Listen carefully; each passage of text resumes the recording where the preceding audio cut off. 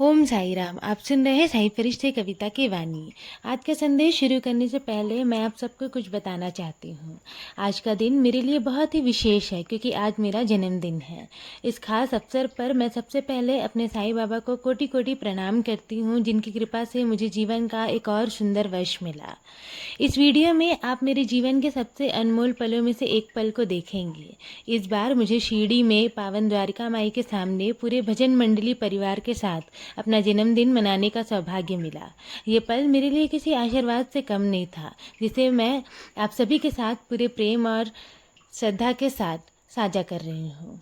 आज मेरे जन्मदिन पर मुझे आप सबका आशीर्वाद चाहिए। यही मेरे लिए दुनिया का सबसे बड़ा उपहार है।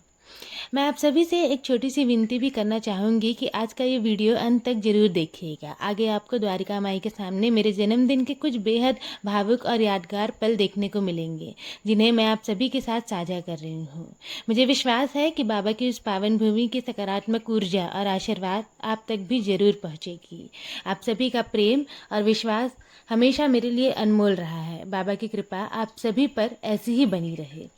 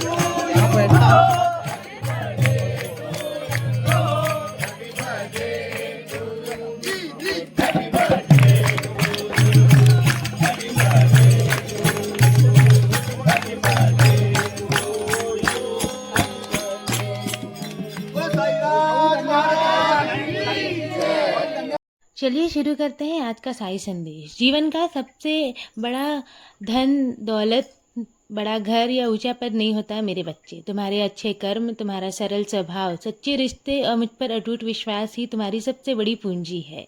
ये वो संपत्ति है जो तुम्हारे साथ इस जन्म में भी रहेगी और तुम्हारे कर्मों के मार्ग को प्रकाशित भी करेगी। इसलिए कभी भी किसी का दिल मत दुखाना, किसी के आंसुओं का कारण मत बनना। यदि किसी के जीवन में खुशियाँ नहीं ला सकते तो कम से कम उसकी मुस्कान छीनने का कारण भी मत बनना। जहाँ भी जाओ प्रेम बांटो, सम्मान बांटो, मधुर वचन बोलो और लोगों के जीवन में आशा जगाने का प्रयास करो। यही तुम्हारी सबसे बड़ी पूजा है और यही मेरी सच्ची भक्ति है। जो लोग तुम्हारे अपने हैं उनकी कद्र करना। माता पिता, गुरु, परिवार, उन लोगों को कभी मत भूलना जिन्होंने तुम्हारे कठिन समय में तुम्हारा हाथ थामा था। जीवन में चाहे कितनी भी ऊंचाइयां प्राप्त कर लो मेरे बच्चे, लेकिन अपने संस्कार, अपनी विनम्रता और अपनी जड़ों को कभी भी मत छोड़ना। जो व्यक्ति सफलता के बाद भी नम्र रहता है, मेरी कृपा उस पर हमेशा सबसे अधिक बनी रहती है। यदि आज तुम्हारे जीवन में कोई परेशानी है, कोई चिंता है या कोई ऐसी इच्छा है जो अभी तक पूरी नहीं हुई है ना, तो निराश मत होना। हर रात के बाद एक नई सुबह आती है और हर कठिन परीक्षा के बाद सफलता का द्वार भी खुलता है।